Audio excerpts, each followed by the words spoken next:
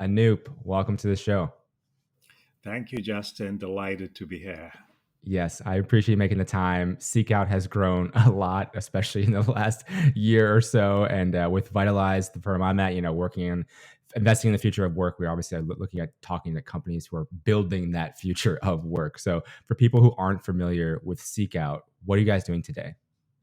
So, SeekOut is a recruiting platform that gives companies a competitive advantage when recruiting hard to find and diverse talent. So, that is what we are today. Six of the top 10 most valued companies in the US use SeekOut. We've grown uh, 3x our revenue in the last 1 year. We have doubled our customers to over 1,000, and we are one of the top. For diversity recruiting platforms and G2 Crowd, we are the top talent intelligence platform. So we feel very blessed in the growth that we are seeing and the customer love that we are seeing, right? There was a lot of inbound interest in funding us because these VCs are always talking around to people and things, and they say, "Oh, what are the platforms people are loving?" Yep. Yes. With that too, I want to unpack that because there's a few things. And first, I want to like is fine. First, I want to go through with beginning of this. You go from like a nearly 20-year career at Microsoft to starting a tech company that obviously is serving a really big need. I just want to unpack that real quick. Why did you decide to start Seek Out in the first place? So, before Microsoft, I was a professor at Stanford and sold my first startup to Microsoft in 1997. And that's how I landed at Microsoft. I've always been around innovations, incubations, new things. So Microsoft was a great career for me. We reported to Bill Gates for a couple of years. I ran their Skype and Exchange businesses. I ran global technology policy. But there came a stage where I wanted to, go to a small startup again. When I left Microsoft, what I told a lot of team members and leaders there was, innovating at Microsoft is like being given an 18 wheeler and say, find, great things to do, undiscovered places, right? Yep. And startup was going to be like being on a mountain bike and saying, find some new places. And all of us have one life, right? And we want to be able to do things. And I means Microsoft was great. I was blessed enough. I didn't have financial needs. And I said, let's go and do that. And I had a great co-founder with me. At this point now, with the recent funding, it was on TechCrunch and everywhere else. $1.2 billion valuation, which is huge. But in the early days, I love hearing this story about like you obviously decided to start this, leave Microsoft, and do this. Which one life is going for tech company. Let's do the startup thing. Take me through what you saw at that time in terms of the opportunity in the market, what you were seeing out there that you're like, okay, we can actually start something that could be valuable. Because I know there's a lot of entrepreneurs who listen, and then it's like, how did they start this massive company, whatever. I'm curious as to that stage with you. So the truth is, Justin, that we left Microsoft. The founding team, we have 200 plus issued U.S. patents. So we are very kind of out there, find something new. So actually, the first thing we started was building a new messaging system that empowered recipients. Think about an email system where the sender has to put a postage stamp, before sending you that email. So they can't spam you, and as a recipient, you can control who sends email, and you can, donate the money that gets attached to charities. So we built that system called Nextio, and we had a lot of difficulty getting massive traction for it. Okay, means getting millions and millions of users to go and adopt that. And we started something called Career Insights, where we analyze all the resumes and we can tell you, what your next possible role can be. Or if you wanted to be a reporter in New York Times, we'll tell you where do such people come from, what are the skills gaps, and what you can do. So that got a lot of interest from recruiters, and we were not doing so well on Nextio when we kind of pivoted. So we had a big pivot 2 years into the startup, 4 years ago when we formed SeekOut. As we have dug into it, we have found so many unsolved problems. So we didn't start with, here is a talent acquisition or overall a changing workforce problem. We started with something different, but as we have dug into it, we said, oh, this is not right. This is not right. This is, this could be done better. This could be done differently. And given the problem solvers that we are, and we are so excited. And at this time, the timing seems to be right. A lot of the startups for your audience is about timing, right? It's not just about the idea. And the world has conspired to say, seek out what you're doing is really important and we care about it. I love that. The timing definitely matters. You seem to have struck that for sure. And even like now with obviously with everything that happened in the last, 2 years or so with COVID and people hiring remotely, take me through that evolution in the last 2 years. Obviously your growth has spiked a lot in that time period. I'd love to hear more about, how the company has evolved in that time, what you've kind of focused on there too. Yeah, yeah. So, no CEO needs to be told that talent is critical to them. How they hire and retain and grow and redevelop is critical to their survival, or whether they're thriving or they're disappearing. And changes happen very rapidly, nowadays. So what we've seen is a lot of shifts occurring in this new world of work. One is the balance of power is shifting to employees, right? Means they want purpose, flexibility, growth, career development. And that is leading to the great reshuffle or the great resignation, because as if they've stayed away during COVID, they're saying, I want more purpose. And so the big shift for us has been, one shift has been to say we will also help companies with retention in a big way and growing their talent. Something we were doing even prior to the last 2 years was the accelerating digital transformation. And COVID has accelerated to that. Satya Nadella, I think 3 months, 4 months into the COVID said, we've seen 2 years of digital transformation in 2 months. you know, Yep. because that makes it. Remote work has suddenly become an environment, and what that means is, Moscow, Idaho, not Moscow, Russia, Moscow, Idaho. They have good talent actually. University of Idaho is there, but suddenly Facebook and Google are going there and saying, let's sweep the talent. So the whole competition and the landscape changes there. And the other thing that has changed during COVID that we were paying importance to even before COVID is diversity. You know, the George Floyd and Black Lives Matter and everything else that is happening. The younger generations are saying, I care about diversity. If I'm going to join this company, I want to know what they are doing about it and how they are going to change and adapt. One of the things I say to people is, a lot of CEOs have very good intentions, and the leadership team says, okay, here is how we want to do diversity. But as soon as it flows one level down, and you say, what are the actions you can take? How would you produce results? That translating into concrete action is very hard for companies. And that's where SeekOut steps in and can really help them. Let's talk more about that then. What is it that SeekOut's doing? How does it look from like a perspective of the companies? They start using SeekOut. What does that process look like? I'm curious because obviously there's lots of companies out there who are trying to improve. It's like the biggest issue out there. How are you actually doing that with SeekOut? Yeah. So today we help on the talent acquisition side. And here is how I talk about it. So the first thing is, how do you say, what targets to set? For my data scientists that Yeah. I'm acquiring a software engineer marketing fee, should I have 5% Black people? Should I have 2%? What should it be?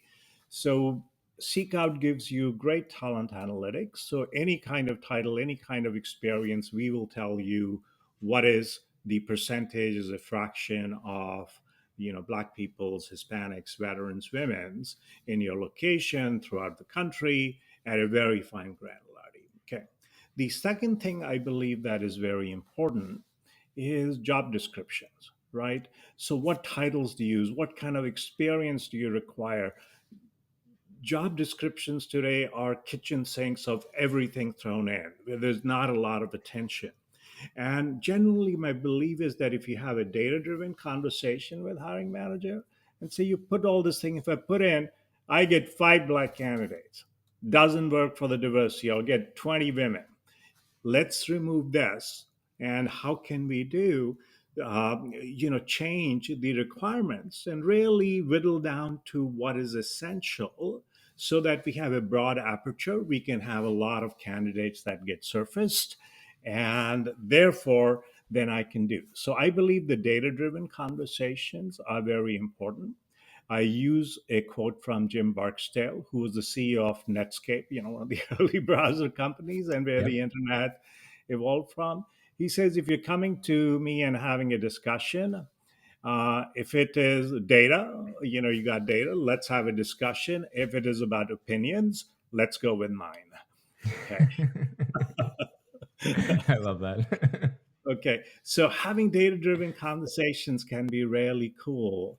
Then we actually help you find those candidates, source candidates in our 700 plus million database, across the world, and we help you reduce unconscious bias by letting you flexibly hide names, pictures, education, social networks, contact information, so that the hiring managers can give you feedback without any of those things which don't matter. Your name doesn't matter whether Yeah. you're going to do a job or not, right? Exactly.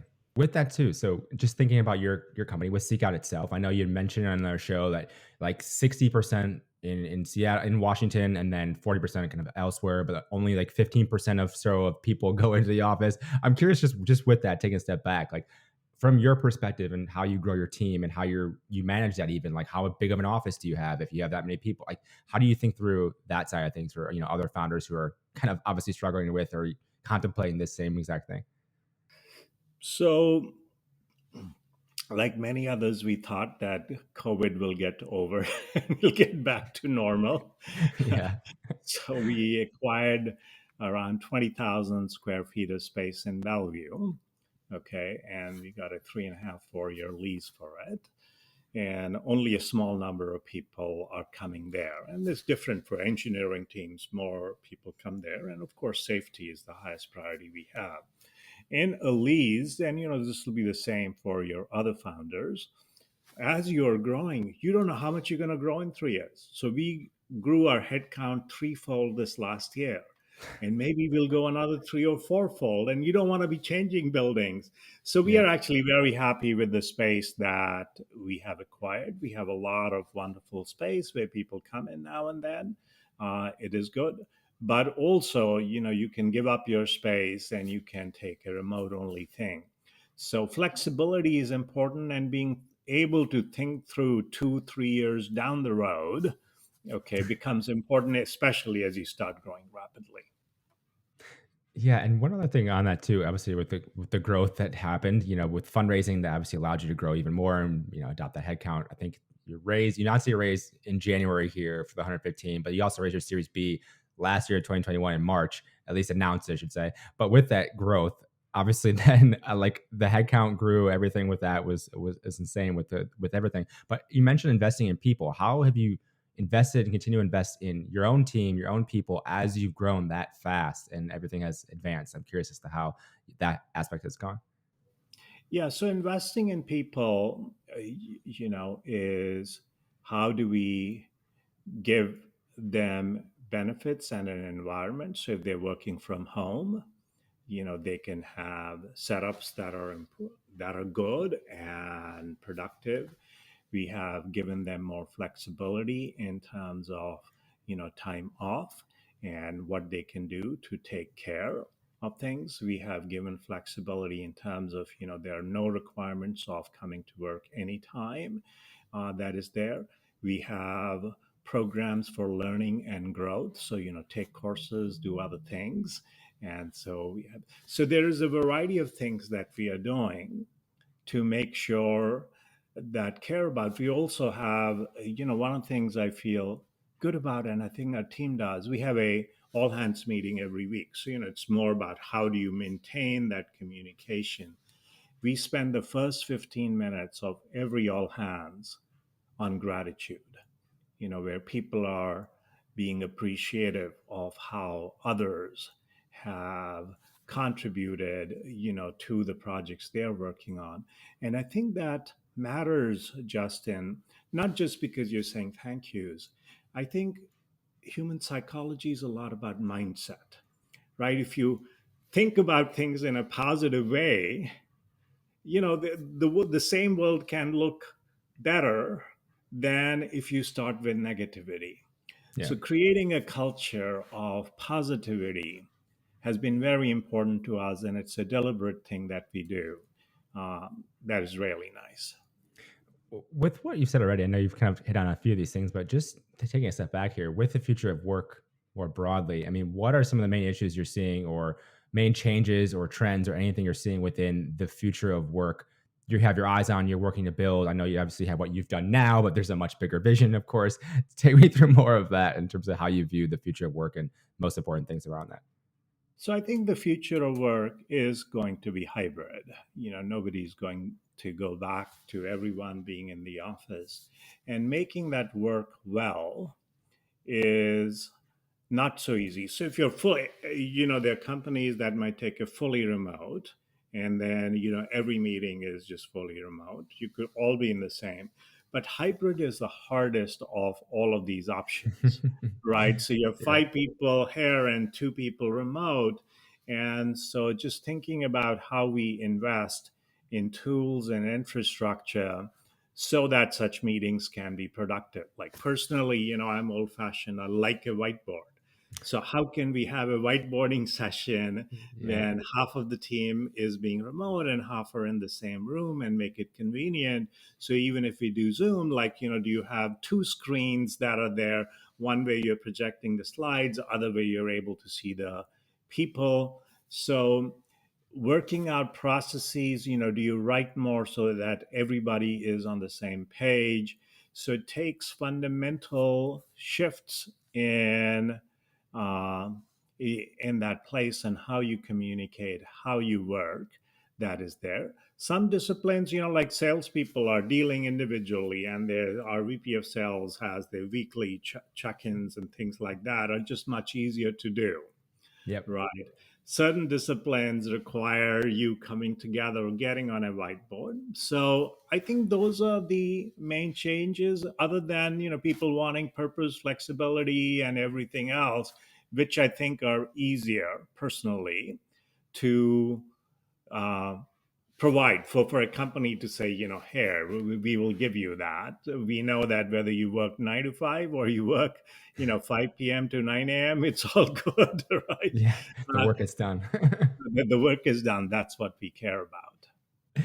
With everything you mentioned here, I just want to, I'm curious, I can't not ask. So going again from big tech company at Microsoft to then starting your own thing, has it been what you expected, Anoop? I'm curious. It has been it's actually been better than what I expected. So, first realized that I did a startup in 1997 Yep, yep, yep. and 95. So this startup is not very different. I'll tell you something, Justin. The most important thing is, who are the people you have? Okay. It is the people that make a startup sing, and that get you excited about going to work every day, being problem solving. So, our culture is around collaborative, it's around humility and listening to ideas, it's about brainstorming and asking tough questions. It is about um, uh, the customer focus in the right way, because everybody uh, says that. So we have amazing people, and we built a culture that, and values that make it fun to go to work every day. No politics. Large companies, as you know, there is a lot of politics. There's a lot of Yeah. land grab and other things. And here, everybody is on a singular mission because everybody knows if the company succeeds, yeah, then they bring benefits to their families and they enjoy their work too. Yeah, and with that too. So with the culture side of it, I mean, what other things have you done or implemented, or how do you have you improved that over time? I mean, obviously you have so much experience working, both in a startup before, previously, a big company, and now with this one. I'm just curious on how you've learned from that. I imagine on building culture and building your team. What's been helpful or useful on that note in terms of building that with your organization? So culture, comes from, so one is, when we hire, and if we look some values, we do test. We will not hire jerks, regardless of however brilliant they might be. So, getting people who are smart, but who are collaborative, who have humility. So, they come with an attitude of learning from anybody and everybody, who seem non-political. So one is, what you do in the hiring process. Okay, the second thing is what people see you doing, right? Because culture a lot is what people do when nobody else is watching, Yeah. right? And part of the all hands that I talked about, okay, is when people say, "Oh, this person helped me. This is great." All the good things that are happening, people really feel every week and every day that that is how I need to behave. That is what is the norm. And not only I'll do it because it's the norm, but because it's good and it makes it more fun and it makes it more exciting. Yep. So emulating those values on an everyday basis becomes very, very important. And then in your rewards and recognitions and everything else, right, you also want to make it a part. And that's how you build it. I know we're almost out of time. A few minutes left. I'm just curious, what's next for SeekOut? So, as I said, we came more from a talent acquisition side, and where we are headed into is what we call enterprise talent optimization, looking at the organizational holistically. It is quite interesting to me that many of the companies fly blind when it comes to building and retaining their workforces. They don't have a lot of data about them. So there's lots and lots of data in the enterprise. But when it comes to data about their most important asset, which is their people, they might have a resume for 5 years ago when they applied that is not accessible, analyzable. They don't understand fully. So what we are building is this enterprise talent 360 platform that'll power internal mobility, employee retention, career pathing, learning and development. It is a platform both for the HR and business leadership, where they can understand the talent, they can see the gaps, they can move people around. And we bring a lot of the external data into the platform too. And then we take in internal data. There's a lot we are doing for employees. So where employees can discover, what are the opportunities that are currently open, and we proactively inform them. For each opportunity, we may say, here are some team members to talk to before you even apply, because we know the internal organization, we can support that. So there are many steps that we are taking to make it great for the HR and business leaders and to make it great for the employees of the company. It sounds like obviously you're on the right path with the fundraising and things you've built because of that. And fundraising comes because obviously you're building something really great, and that's why people want to partner with you. I'm excited for where you're going. I appreciate the time today, Anoop. Thank you so much. Thank you so much, Justin. I really enjoyed our conversation.